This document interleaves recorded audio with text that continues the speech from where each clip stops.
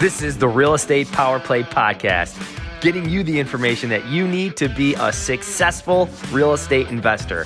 Hosted by Mark Monroe, Ronald Walker, Gabe Rodarte, and me, Marty Grizzanti. Combined, we've done thousands of real estate transactions.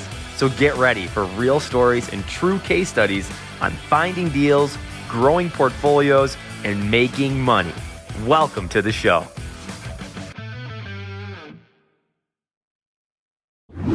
What's up, everybody? Welcome to the Real Estate Power Play. We come live every Tuesday at 11 o'clock Central Time, 12 o'clock Eastern Time.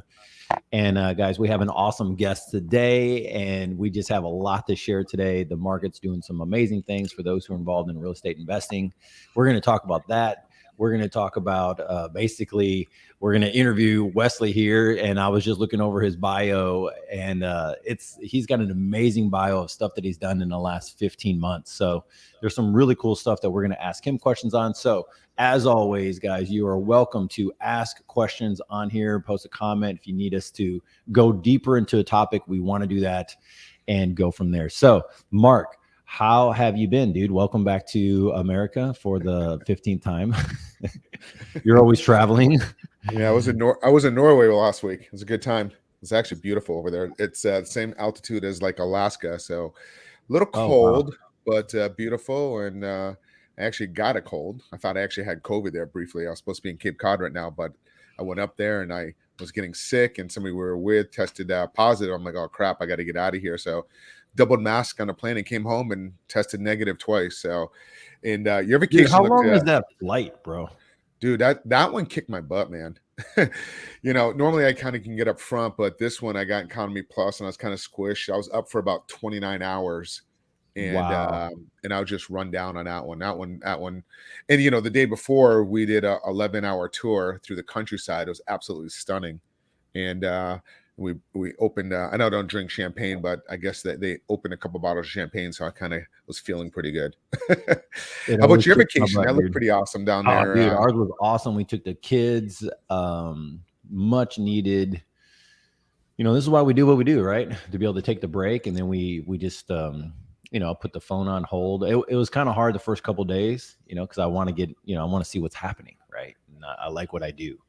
And then the last 4 or 5 days, I'm like, you know what? Everything's good. Like, everybody was moving, and we did fishing, man. We did everything you could think of. So yeah, it was good. And then I got to look at some real estate too, which is, man, it's so hard to go on vacation and not look at real estate. So fun. It's fun checking out the different countries and how their systems work differently. And, like, we really want to buy in Italy, but Italy's just so corrupt. So we were just talking before we jumped on, like, citizenship. We're actually looking at Portugal and Spain. Portugal, you can get what's called the dual citizenship. So it opens you up for the whole EU union. So it's great. So, and then, hey, Wesley, how you doing, man? Doing great. Appreciate y'all having me on the show. Yeah. Yes, this is going to be good. Yeah. Go ahead. Share your guys' story here. So yeah, Wesley and I met. I thought it was like 5 years ago, but what is about what year was it? 2019. So coming up on 3. Yeah. Wow. Has it been 3? It had to have been before that, because I thought I was at the Best Ever conference. Did you go to that? Was that about the same year? Did you go to that one? I didn't go to that. I went to Best Ever for the first time this past February. Wow. What'd you think of it? It was probably one of the better events that I've been to. Yep, it is. It's what is it called? Best Ever Conference. I actually got to meet Joe there. Got to talk to Joe for about 15-20 minutes, and then he's like, hey, we're gonna get you on the podcast. So very next week he had me on his podcast, and that was fun. But, yeah, that's awesome, man. Joe wrote a book. It's called The Best Ever Apartment Syndication Book. And he also— Who's that? Joe who? Joe Fairless. Yep. Oh, sweet.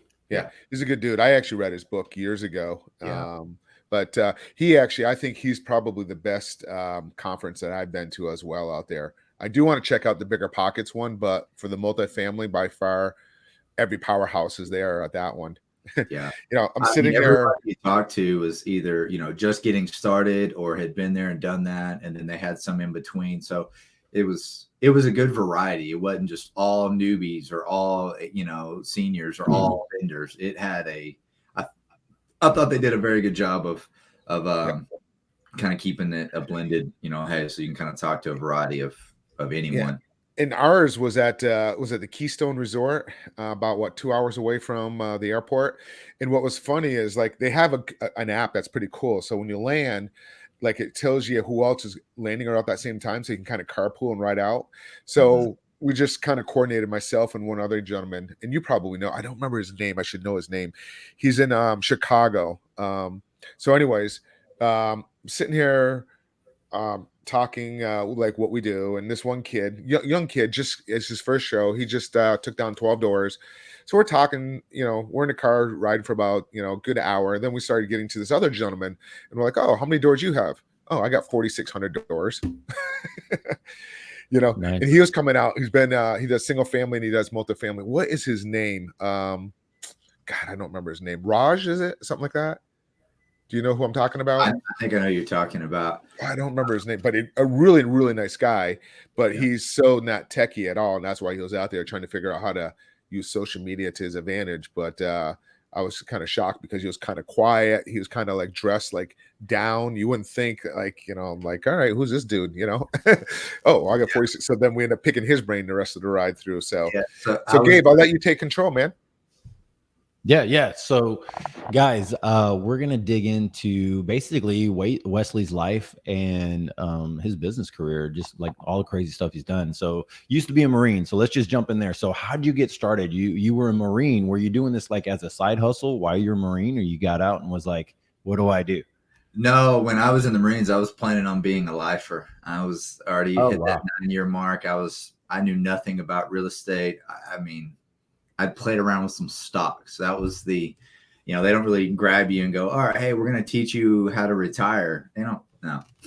They want you to re-enlist, re-up, keep going, keep serving. But no, I had a lot of good opportunities to, go through a lot of leadership training, a lot of, different kind of manufacturing training, Six Sigma and all of that. But, I had a good time. Did 9 years, did some recruiting duty. Not going to lie, like being trained on how to break down a room, how to, systematically approach the entire audience, and then, engage, build rapport, and, set a follow-up. I mean, that's what recruiting duty is. Right. I mean, does that not sound like what's the purpose of networking events? Totally. So totally. I probably took more from recruiting duty than I did anything else, and to what I'm doing today. Dude, totally. I have a good friend of mine. He's probably in his 50s, and he used to be a Army recruiter. It's Army or Marine. And he took those skills, he retired, moved into being a realtor. And man, he just blew the doors off. He literally taught me sales in some ways, because he was like, look, dude, I'm going to show you some cool things. And he goes, watch me in 1 year, what I can do. And I'm like, wow, that's amazing what he does. So I agree with you, man. There's a lot of skills in the military. When people think about military, they don't look at it just in that way, right? Mm-hmm. Yeah. So, I mean, a lot of people don't realize like all the different training strategies that you're taught on how to just break down, any kind of military operations.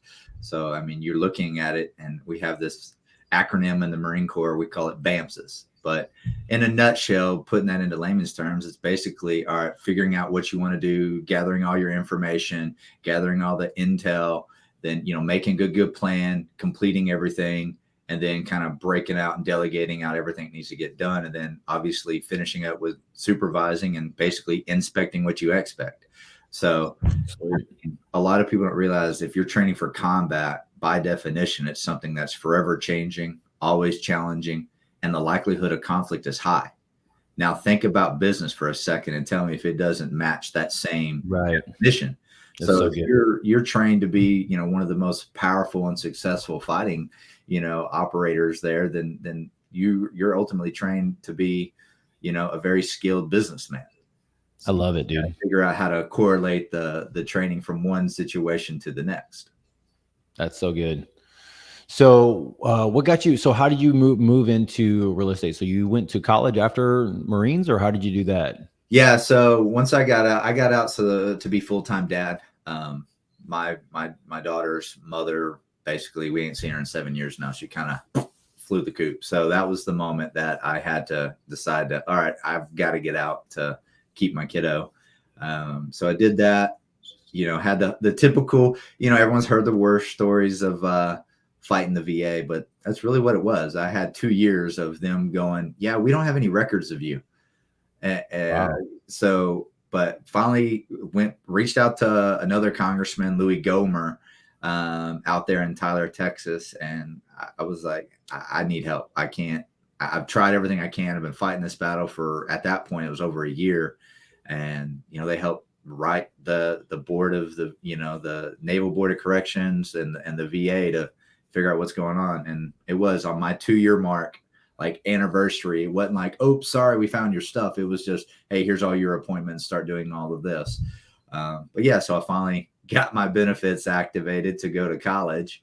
And went to school to be ultimately a manufacturing engineer. Somehow ended up graduating with a finance degree. Wow. And then was about to go start at Amazon, and was a single man. So I was doing what every single man was doing, was, looking for someone that could, maybe, keep me company at the movies and go to dinner. And ended up finding a lovely lady that was a real estate investor. So I was like, all right. So she started taking me to all the networking events as a +1. And wasn't long before I started meeting other people that were like, hey, I kind of like your character. Hey, I kind of like, your story. Would you like to join our team? I'm like, yeah. So right out the gate, I'm doing syndication. Everyone's like, go big, go big. Well, like, I'm already looking at like multi-million-dollar deals, and I don't even know what I'm doing. So, so let's tell, some people may not know what syndication is. So Wesley, why don't you explain what that is? Yeah. So in a nutshell, like, not to overcomplicate it, it is the strategy of leveraging your experience of a team of managers and using other people's money or your investors to acquire, really anything. In this situation, commercial real estate. But in a nutshell, I mean, there's SEC compliances that you got to abide by and all those, parameters. But in a nutshell, it's using other people's money to acquire assets. Perfect. Yeah. So perfect. Layman's definitions, I can break it down. I think that's it. Yeah, no, and that is how we acquire quickly, right? Is basically borrowing people's money, other people's money, to put it to work. And so I want to dig in more to that, because I love the stuff. So I see, so Sarah, right? Mm-hmm. That's her name. Sarah, that's your wife now? Yes. Okay. So you guys got married, and you guys are the team. That's it. You guys are crushing it right now, buying properties, doing that. How long has that been going on? So I've actually put together a team of veterans and first responders, and she's very much, my counterpart here. But yeah, we've got a team of, 4 or 5 other veterans and first responders that we teamed up to take down, our own unique strategy, because I never could afford to pay for, any of these, courses or groups to be a part of. So just put our heads together and kind of figured out the right things that we need. But yeah, and we put together our team of veterans and first responders back in November of 2020. Took us about 5 months to get everybody together and figure out who's going to play the right role, who's the best fit for each role there. And yeah, started acquiring stuff. Actually, last weekend was my 1-year mark of closing my first ever apartment. So. Wow. And since then, we've closed on another 862 doors, which is a little over 70 million total. But yeah, it's been a crazy journey. And yeah, we're kind of peeling off and looking at a few other industries and taking this strategy of syndication and seeing what other areas that we can apply. Let's really dig into this. Like, let's kind of go deep dive into, really, the process, how you went through the whole thing. So, like let's talk about your first deal. Obviously it was probably a smaller doors at first. Your first one that you went down through, how many doors was your first deal? First deal was 119 doors. It was, but there was a few of those that we converted back. They had been converted. They took 2 1-1s and converted it into a 2-2. It was like a 1-2. I don't even know how to explain it, but it didn't make any sense. Like, mathematically, it's like, all right, one of these is 450. When you break it together and you merged it, you got 650. It's like, okay, anyone with a calculator can tell you, hey, Right. you're leaving money on the table. Right.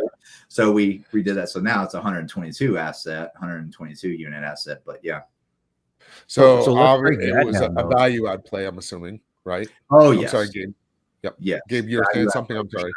Yeah, no, there's a part there that there's a part there that I know most people know how important that is, that you're getting that extra bump of revenue. Mhm. Some people might go, oh man, you're only looking at like $200 more, right? Like what's going on here? So how much more was it? And why does that affect the bottom line? Like that's one of the things that I think most people miss of how many units was it? 112? 100 and let's just call it 120. 120. Okay. So at 120 and you're bumping these numbers around, Wesley, why does this affect the bottom number? Yeah. So in commercial real estate, you're not just buying real estate, you're buying a business on top of real estate. So when you're looking at running a business, it's all down to the bottom line, the NOI, your net operating income. So anything you can do to increase your income, especially when you can increase income without increasing expenses. So in that situation where we were basically unmerging these units and getting more per month, it adds up. And the reason it adds up is because they have something called a cap rate. That's how you kind of, it's a formula to figure out how much an asset is worth, and the cap rate is really set by the market and the average, really the average price that's being sold for that each class of property. And just think of it just like your grades, you get a class A. Ooh, that's a really good one. Class B. Okay. Right. That's good. Class C. Okay. That's your older value added, that. And then, class D is like, okay, you're going to repeat that grade. Think of it the same way, but we're looking at a class C asset, and the cap rate for it was, let's just say it's 5.5, and it's a percentage, but 5.5. Right. Then you take your NOI divided by your cap rate. There's your estimated valuation of that property. So anything you can do, you can see it's more than just what dollars are. That it's an overall appreciation factor in it as well. So not only are you getting more cash flow, you're also getting more of an evaluation. Right. Hey, can we guys talk about cap rate a little bit more? Like, you want to dive into the math a little bit about that, and so kind of educate the viewers a little bit about that.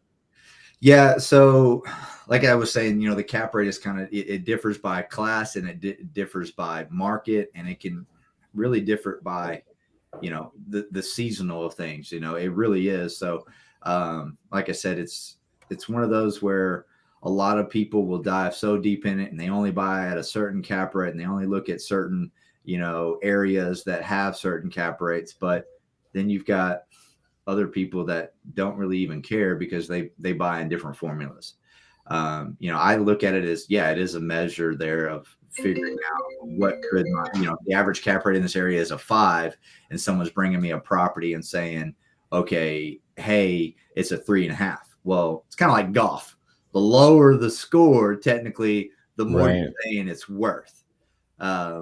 So, that would be like one of those, hold on here. So I'm going to you're telling me the asking price is this and the NOI is this. Well, I'm going to take the NOI divided by the ask. That gives me my cap rate. So it's a mathematical formula. You can figure out, okay, what are you selling me? Are you selling me a bad deal here? Hey, this is a 3.5 cap rate, but the average market you just told me was a 5. So it's 150 basis points off that I'm eating. And, and that's a big thing that you'll have to use to kind of help guide, your sellers of saying, no, my offer here is right with par with with market. So you can kind of use that now in a seller's market. I've seen stuff go down to, sub 1% because it's a value add, and there's such a large vacancy and there's such large delinquencies. So you're really not getting any NOI. So you kind of have to look at, okay, what's the average cost per unit in that subdivision, in that submarket, sorry, not subdivision, but submarket of this class of asset. And you'll have to kind of go more that route, because I've bought stuff that was 0% occupancy.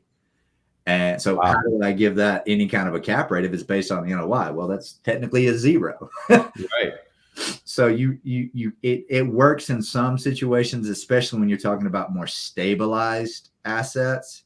But we've been buying a lot of distressed property. Like I just said, 0% occupancy, then turn around, bought something at 66% occupancy. So it's one of those, you just really got to, understand what is that average if you stabilize it, and force that appreciation, how much are you going to get? So it's more of a where you're using cap rate to kind of really set on what is your exit price going to be. So nice. Gabe, do you have anything you want to say that onto the cap rate? No, I mean, one of the things that I really enjoy talking about is just how that number changes. We had a guy who was a manager on one of our properties. It was a multifamily. Basically, it was one of our parks, and we were trying to figure out what to do. And we're like, well, we're going to have to split them up between a couple of our parks, because just by having them there changes the needle for us about 350 grand of the total value of a property, just by the money that we were paying him on a yearly basis, right? To manage these properties. And we're like, okay, I don't know. I really didn't understand any of that, Wesley, until we put it into a spreadsheet, right? And then we're working the spreadsheet going, wait a minute, if you move this guy off of here, we're looking at 350K of an increase just by him moving off. And we're only talking about $25,000 a year. We're not talking about like a 80K salary here, right? And then you break it down to, like you said, 120 doors at $100 a door per month. What does that do, right? And it changes your number so much. Those are the things that shocked me whenever I first started getting into doing the multifamily type stuff, right? Is just things just exponentially grow in a positive way for you. Yeah, and to kind of give some perspective to the listeners of what that is, let's say you increase your NOI by $100,000, and let's say the average cap rate in that area is 5%. You ultimately just increase the evaluation of your property by $2 million. I mean, Yep. So when you do that math, it's like, oh, okay, wow, that did add up. Right. You're increasing $100,000 of cash flow. Well, it's also increasing the value and the basically what your property is worth. Right. So you get involved, you do this, you're now acquiring, you're looking at more properties, multifamily. I like the fact that you've gotten some veterans and first responders in there. That's pretty cool. And so is that mainly the core of your team? I mean, you're the head guy of the whole team, and you and your wife obviously run the whole thing, and then you have another team on there, or how does that normally work? No, so my wife is really kind of one of my partners there that really helps me out there. She does a lot of the marketing. She kind of, as she says, I do the thing. She makes me look pretty. So she's really got a hard job if you look at it like that. So a lot of editing on this. Yeah. You need some work. But no, I have two other team members that are on the asset management side. There's a married couple, Robert and Jenna Newbern. And they've been doing real estate for over 20 years. Started off just wholesaling, flipping, got into a few buy and holds, started looking at, syndication, started, and passively invested in a few things. We met actually the same event that I met Mark at. I met one of my partners there too. So he actually was starting off looking at being a passive investor, and that deal fell apart. And I kind of gave him, that, hey, in good faith, I don't think you can invest in this. You should invest in this deal. I guess that always resonated with him, that I was willing to be honest with him, even at my cost. And so, yeah, we partnered up and grabbed another Marine. And he was a former grunt, did infantry in the Marine Corps, then went to college to be an archaeologist. So, I mean, that's one end of the spectrum. Right. The other.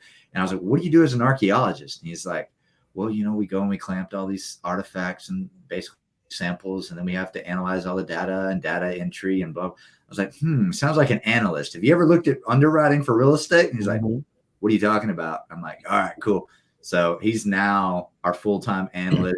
He's built his own spreadsheets. I mean, he is a whiz. He was a natural. He loves it. He geeks out on numbers. So I mean, nice. that was really it. So yeah, we've been doing multifamily. We also started another company to really try to help other co-sponsors, which is a company called Centroid Lending. And that is a commercial mortgage brokerage. So kind of leveraging, hey, we've bought, we've taken down, we've operated and managed multifamily. There's a lot more to financing a loan, financing a deal than just going and finding the biggest loan with the best interest rates. I mean, there's a lot of terms and policies, the fine print, so to speak, that, a lot of people need to understand what's coming with that, not just that loan, but with that lender. With us having firsthand experience of actually owning, we also know what to look for in the right loan, especially when you're talking about a value add with the bridge piece and you have a huge capex, and how do you withdraw and what extra parameters are they going to put on making those withdrawals? And, and if you've got a heavier capex, you kind of want a lender that's going to be more relaxed in certain of those, not analyze every little detail of your capex details but, be more of a, hey, look, this is what you told me you were going to spend. This is what you told me it was going to be worth afterwards.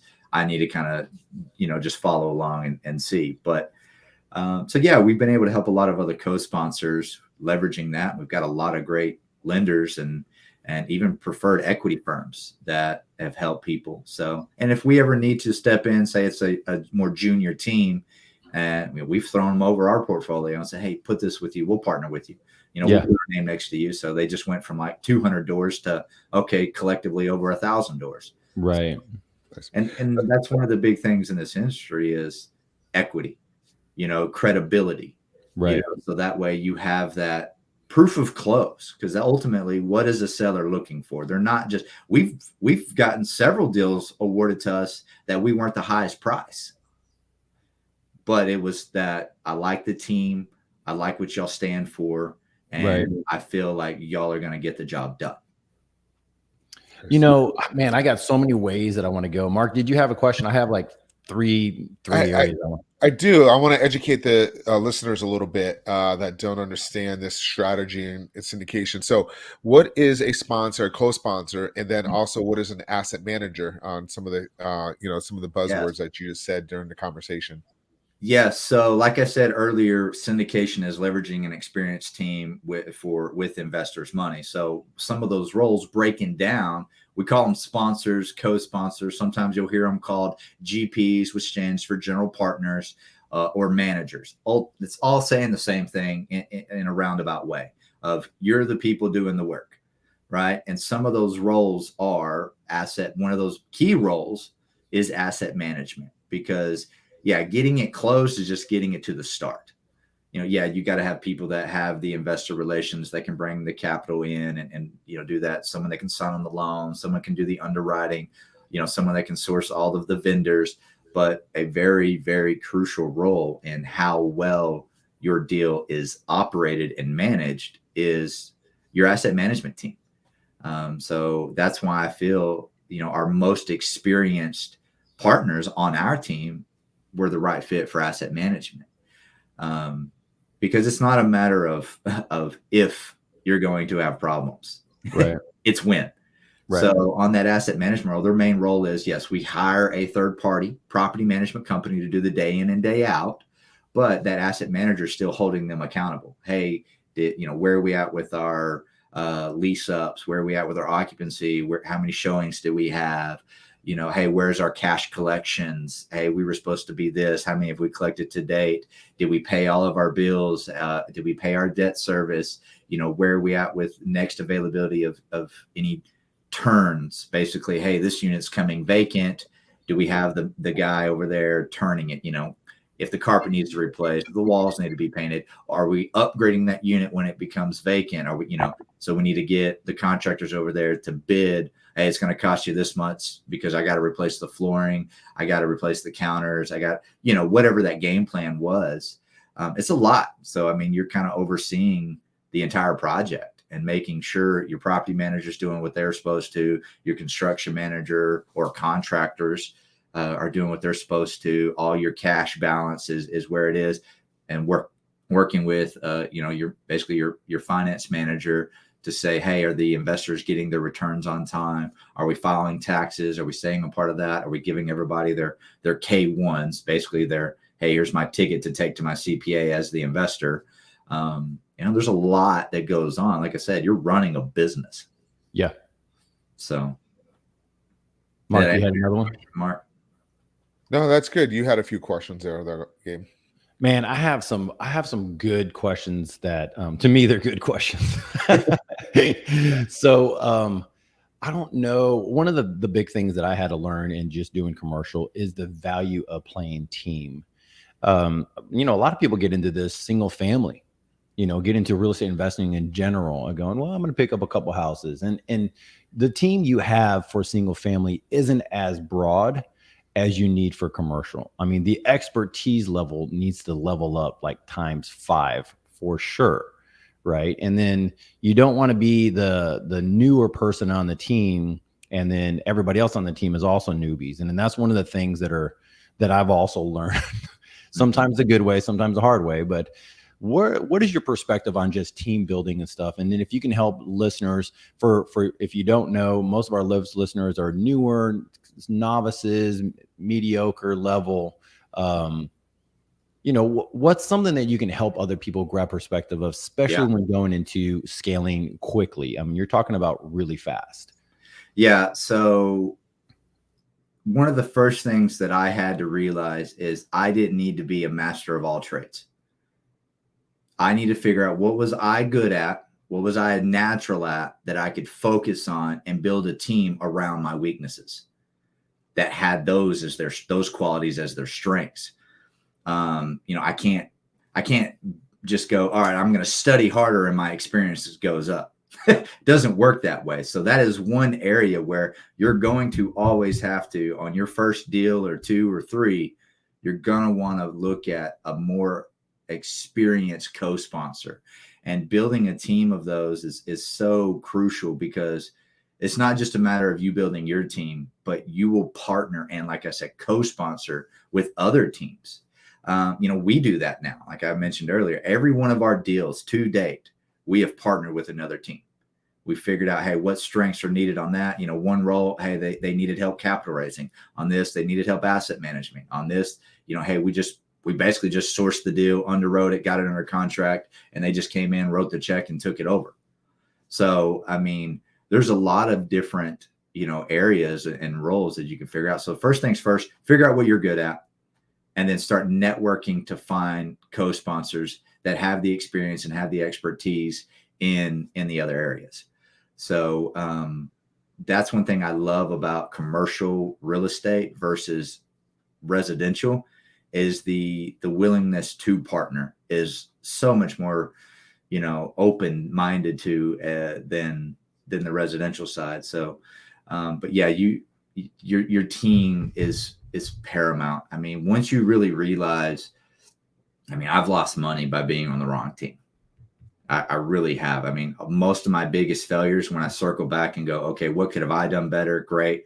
But looking at other things across and be like, yeah, that was just the wrong fit for me. And I'm not saying that team was bad. I'm just saying that was not the right fit for who I was and what I brought to the table.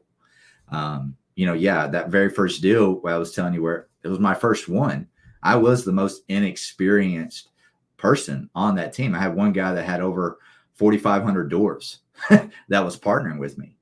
But it was because, and the only reason I got him to partner with me is because I spent time talking with him, explaining, all of that, being able to answer his questions and saying, this is what I got. My role was mainly acquiring the deal and looking at the underwriting and really breaking it down. Do we have a realistic, game plan?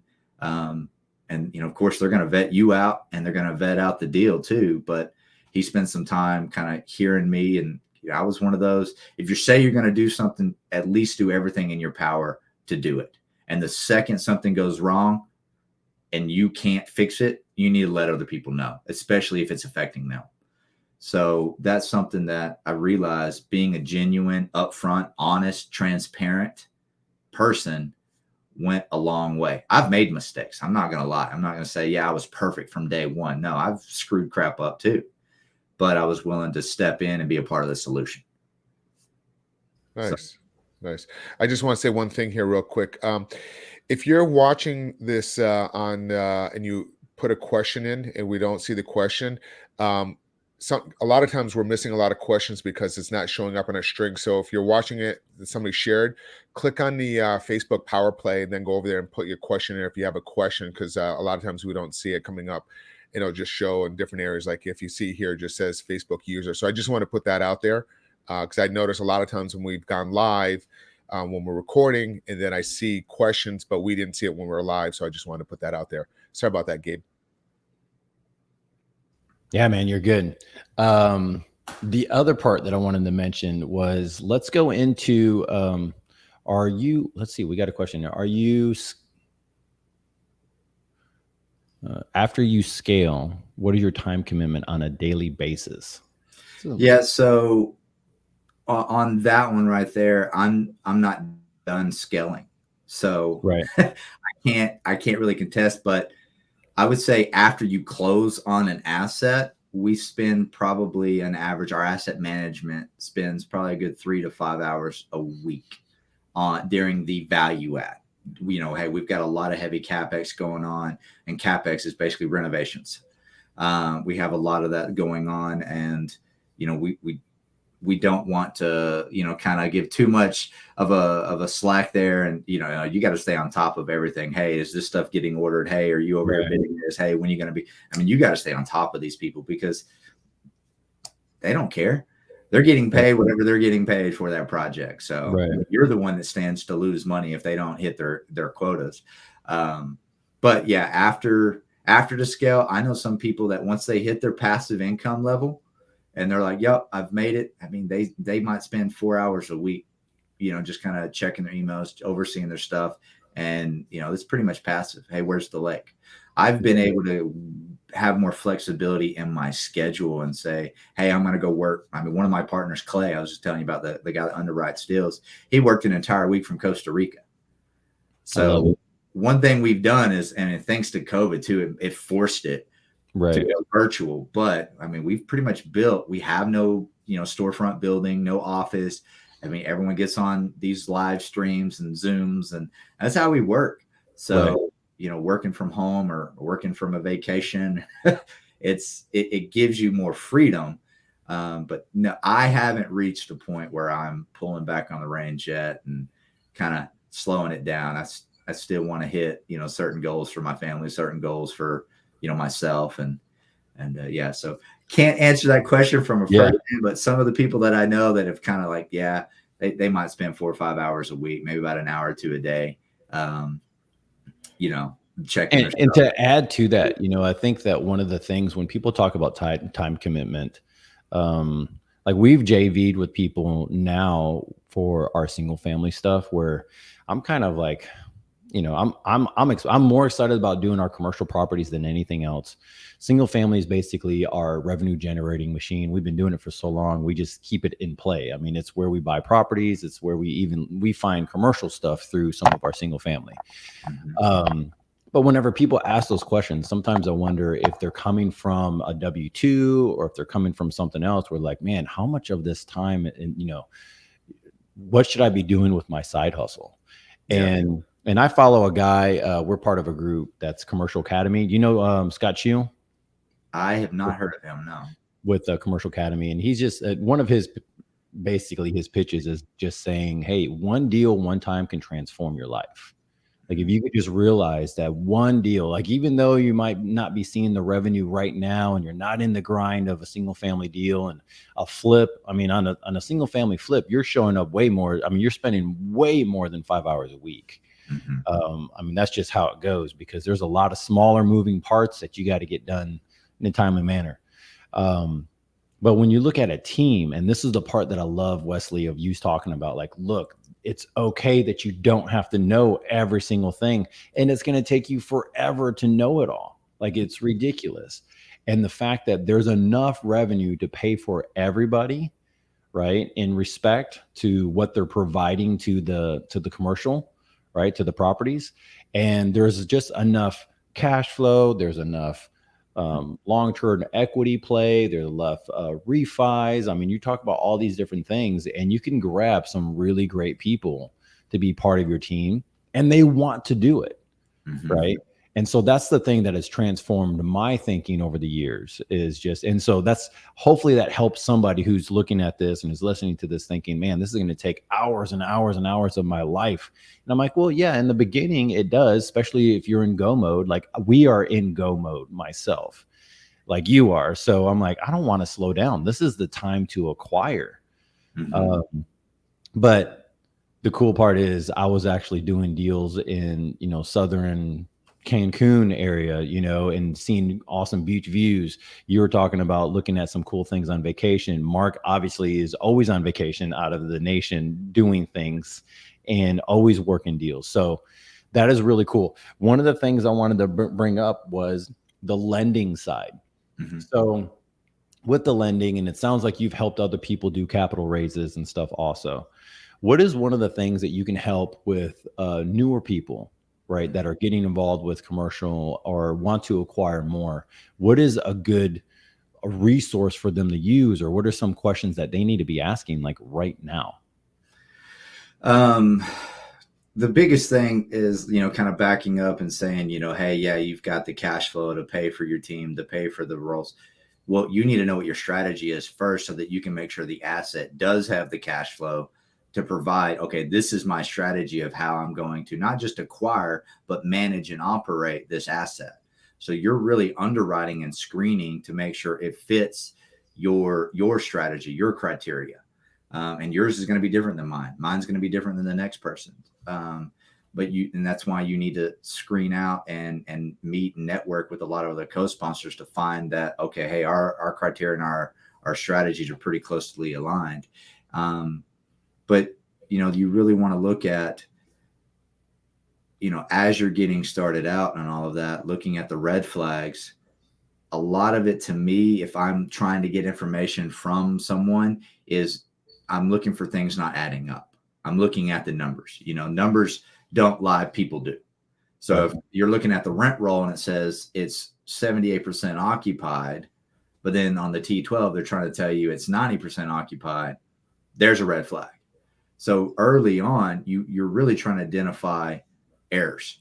I mean, you're honestly auditing that asset, and you do it by looking at the numbers first. I mean, you've really got to be a skeptic and an analyst. If that is your role, if you're the one sourcing the deal and looking at the deal, then you really want to be good at catching things and saying, no, I'm not. Don't ever take a broker or a deal sourcer's word for it.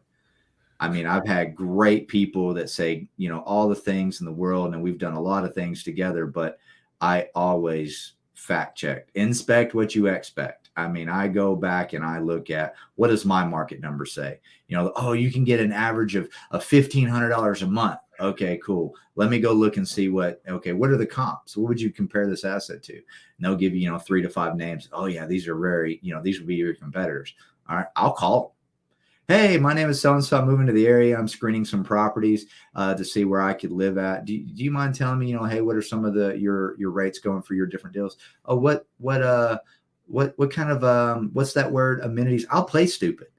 What are the amenities there? What do you have there? Do y'all have this? Do y'all have that? Oh, okay, cool. And I'll secret shop them and figure that out and go get my own answers and come to find out, oh, the average market rent is actually only $1,250. That's a big difference. Especially when you're talking about 100, 200, 300 doors, that adds up fast. If your role is going to be, I'm going to be the investor relations, I'm going to be the ones raising capital and co-sponsoring to other teams, you need to learn how to underwrite. You're not going to get around that. You need to learn. That was one of my biggest mistakes is I trusted another underwriter in the beginning. And I just kind of was like, all right, looking at everything. Okay, cool. The numbers look great. I was just looking at projected returns. And then started diving in deeper into actually underwriting and realizing, whoa, you're using about 50% of the expenses that are on the financials. Like, whoa, that's a huge red flag. What's going on? So if you can't underwrite, you can at least be able to screen underwriting and compare. If that's going to be your role and you're co-sponsoring with another team that sourced the deal, you need to be able to vet out that team first. And at any point in time, they don't want to share their underwriting. I'm all right. Thank you. This conversation's over. Right. So, when you work with us, you see my folder. There's no other folder. I'm not putting stuff over here that I'm working on and have this folder over here that I'm sharing with the guys that I'm partnering with. No. And I tell you, hey, these are all the master copies. So please don't delete anything. If you need to tweak on any of the underwritings or any of our business plans, please make a copy of it and have at it. But these are our master copies. So everyone can be on the same page. And there's really that accountability between the sponsors. You need that. Because it's only a matter of time before a savvy partner is going to find out that there is a mistake. And if they found out you hid the mistake and knew about it, that's where you're talking lawsuits. Right. So sounds like Elon Musk, those fake on Twitter, what is it? Like right. 5% fake. That's what it sounds like. Yeah. So. No, I mean, there's a lot of great people out there, but there's a lot of people that they're not genuinely malicious. It's just a lack of education. They were taught one thing wrong or another thing wrong, or didn't have the full information to make their call off of. Every one of my deals, I've tried to be the least experienced or middle experience. I've not wanted to be the most experienced person on a team. Why? Because I don't feel that I know everything. And I want to always have someone that, has another 1,000, 2,000, 3,000 doors over me that has seen those things, has seen those downturns, seen those upswings, downswings, all those things of, right. Okay, hey, this is how we handle that over here at this asset. This is what we can do here. Sweet. Okay, cool. Nice. That's a easy, and I'm not going to say free, but it is a much cheaper way to learn from someone else as you're partnering on a deal than you getting into something of a situation. You come across that problem, you fumble your way through it, and then find your own solution through several mistakes. That's going to be more costly than, hey, I'm going to bring this partner in, give a little bit of equity, but I'm also bringing in experience, wisdom, that firsthand, knowledge of how to solve certain problems. Just to let people know, first of all, I totally agree with you. Like I had somebody tell me, actually, Chase, you remember Chase, Mark, and he was saying, look, dude, you freaking partner up to the highest level you can. We're buying some mobile home parks and stuff. And so I did, and I gave a pretty decent chunk of equity on these things. But this guy taught me how to relax and do business at the same time. Like he was like, dude, any vacation that you have to answer phone calls and do work on, it's not vacation. Mm-hmm. And I'm like, how come you don't answer your phones? And he's like, dude, I went on vacation. And he was like, I was gone for 7 days. He's like, when I'm gone, my whole team takes care of everything for me. Mm-hmm. And he just taught me so many things. And that property, even though it should have the most complications, it is the easiest thing I've ever done. I think I've seen this property maybe 6 times, and we've owned it for well over 10, 12 months now. And I'm like, if I've gone out there 6 times, I'd be surprised. And he's like, you don't have to go out there. The team's doing everything. You don't have to do any of this stuff. So it's taught me so much and stretched me. One of the things that I think people might be asking is like, why would they even partner with a guy like me? Why would they even want to work with someone like me? Someone who has all this experience, Wesley. Why do they want to pick Wesley to work with? Mm-hmm. And it's not just a character, but aren't they looking for guys like you? So to answer your question, yes, you've got to bring something to the table. You can't just be like, hey, I want to learn. Can I be on one of your deals? It's like, well, my first question is going to be, okay, what can you do? Right. And if it's like, well, nothing, I was hoping you could teach me everything.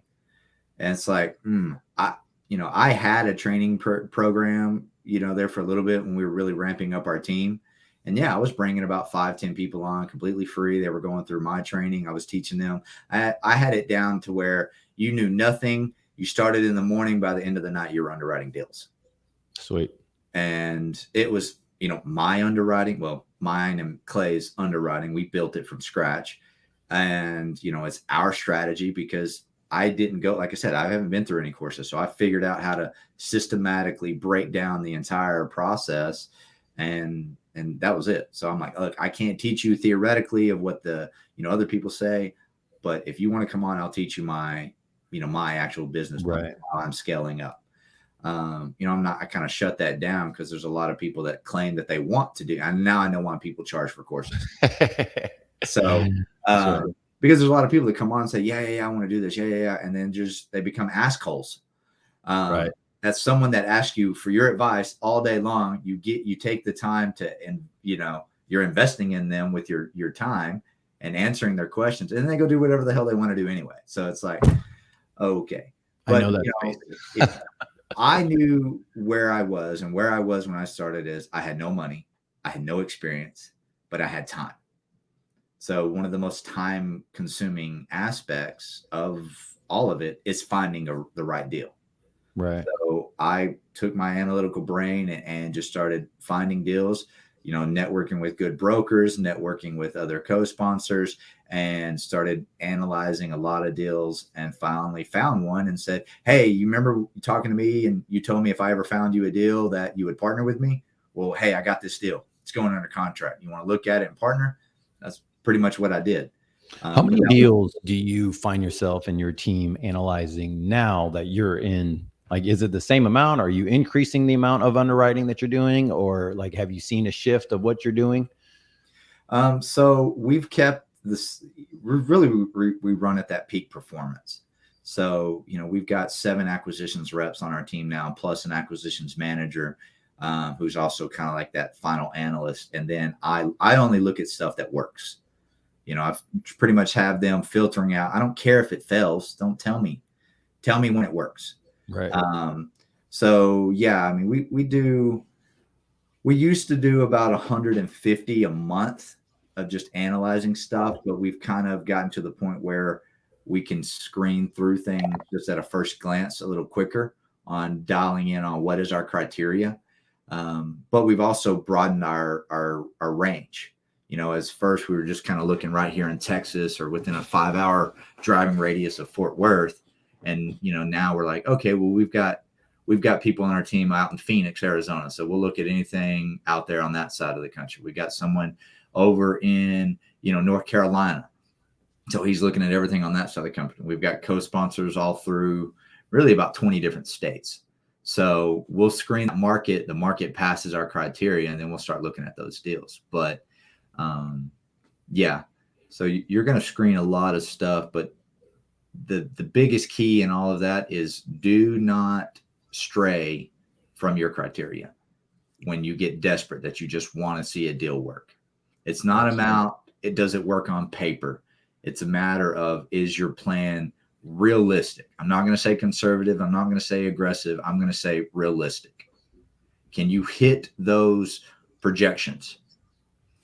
And if, because I've seen a lot of teams where they get over aggressive, and it's just like, okay, are you factoring any room for error? I mean, and if you're not, then good luck. So let's take 2 minutes before we wrap up and kind of give an overview, because you kind of are going some places and some people may not know what you're talking about, like hitting your numbers and doing this. So explain real quick, syndication, value add, what you do, and then what's the exit, just in a nutshell. Yeah. So for me, when I say value add, I'm looking at something. If anyone's heard of a more common phrase, BRRRR, you buy, rehab, rent, refinance, repeat. I'm doing that on a complex level. I'm looking at, okay, is there room for upgrade? If the average market price is $1,250 for an upgraded unit, some upgrades could be black appliances, stainless steel appliances, granite countertop, black splashes, new lighting fixture, new flooring, on and on and on, right? Upgrades, right? Versus a classic, which is going to be, let's be real, it's the original, the original layout. I will say, okay, if the original is $1,000 and an upgrade is $1,250, okay, I'm going to spend the money to upgrade that unit to get that, the rent rate. So we'll go through and we'll look at what I like to call it forced depreciation. What items can we renovate to get the most return on our investment? And all that really comes down to what is really going to either lower expenses or increase income. So once we've done that, then we ultimately refinance into a longer term hold, and then we'll look at selling, and usually about that 5-year mark. So from start to finish, we sell at the 5-year mark. So that's Got it. really, in a nutshell, kind of what we're looking for. So when you're acquiring a property the first, and you're getting extra capital to do your improvements, right? So is this lending institution money, or is this investors' money? Is that part of the syndication? And then also, what's that time frame like so you can refinance into that process? So it's a little bit of both. We look at a bridge loan, and most bridge lenders that we work with will do 75 to 80% loan to cost. Some they'll break that down and say 75% of the purchase price, 100% of the capex, 100% of your renovations. Now, one thing that we've learned, and I highly recommend anyone that's going into a value add play, factor at least 10, I would probably say maybe closer to 20% of whatever your capex is, even when your lender is going to be, lending that. So you're leveraging that. I would still say you need a good 10 to 20% of what we call mobilizations fund. A lot of people don't teach you, hey, how do you get that going? Yes, there's options and strategies where you can get an early withdrawal from your capex from your lender, but that's not always a guarantee. And so if you really kind of want the ball in your court, so the second you close on that asset and you got your contractors out there walking around saying, hey, look, I know you bid this for me during my due diligence phase, but let's be real, it takes usually 60 to 90 days to close on some of these apartments. Things have changed, prices have changed, so your bids potentially have changed. So getting them out there and then pretty much paying them and locking them in, get started, order the materials, you got all these lead times to factor in. You really want to have some mobilization funds and reserves, as well as the lender provides that. So, they give you those with, but it's honestly, you're basically providing, hey, look, this is completion. This is all my receipts. This is everything that I've done. And then they'll look at it, come out and inspect the property. Yeah, you've completed that. Here's your withdrawal. And then you just kind of keep the ball rolling. But yeah, so usually what we've done is it's been anywhere from a 6 months to an 18-month renovation. We like to make sure, and it's important, that you are stabilized for at least 90 days. So think 3 months. And what I mean by stabilized is you're above 90% occupancy at your targeted NOI before your refi. Because your lenders, just like kind of like your investors, they look at that NOI to evaluate your property. So if you're not hitting your, let's say you said, hey, look, we're going to do this, this, and this. And by the end of our 24-month term on our bridge loan, we're going to be stabilized at let's just say $500,000 a year NOI. Let's say you are at 400,000. You better hope that you still have enough of forced depreciation and the market worked with you so that your property is still evaluated enough to get the loan approved to buy out your bridge loan. So, yeah, I mean, there's a lot of, when I say the numbers, this is all done in your analyzer, your underwriting spreadsheet. And it really is important to kind of work with lenders and work with experienced players and kind of track your market data because you're hitting a moving target at the same time. You're basing it's a performer. Yeah. Especially with today's environment. I was just talking to my neighbor. He's got a second home down here in Florida. He's doing 165 doors up in Rochester. And he said, he's under construction loan right now. And he said, he messed up because he didn't hurry up and lock into his, refinance loan. And he said, just because of the rates now, he lost over $2.5 million because of the higher rates and his value of this property. Yes.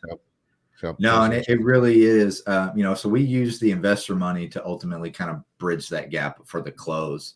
But you can look at, now people are looking at, okay, well, if I do a bridge plus a preferred equity as a second lien, that's less investors I got to take on.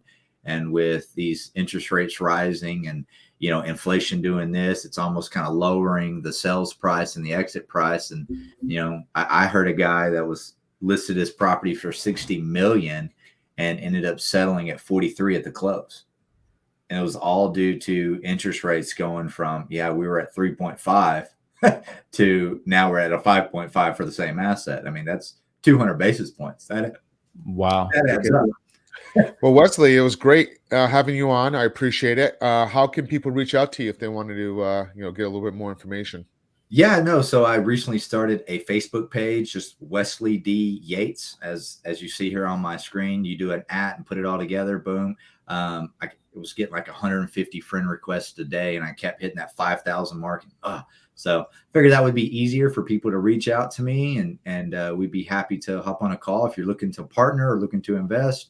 We're more than happy to see what we can do to help. Sweet. Well, I appreciate it. Well, Wesley, just stay on. We're going to go ahead and wrap this up. Gabe, you got it? I got it. Thanks a lot, guys. If you do like this, if you want to get in touch with more of what Wesley's doing or what we're doing, if you have questions or of just future podcasts that you want us to talk over and go over, let us know. Connect with us. We're on YouTube, Facebook, and you name it. We're pretty much on all the channels. So, guys, thank you so much. Have an awesome afternoon, and we'll see you later. Peace. This has been another episode of Real Estate Power Play, guiding real estate entrepreneurs to a brighter future. If you liked what you heard, consider subscribing wherever you listen to your podcast or follow us on YouTube at Real Estate Power Play.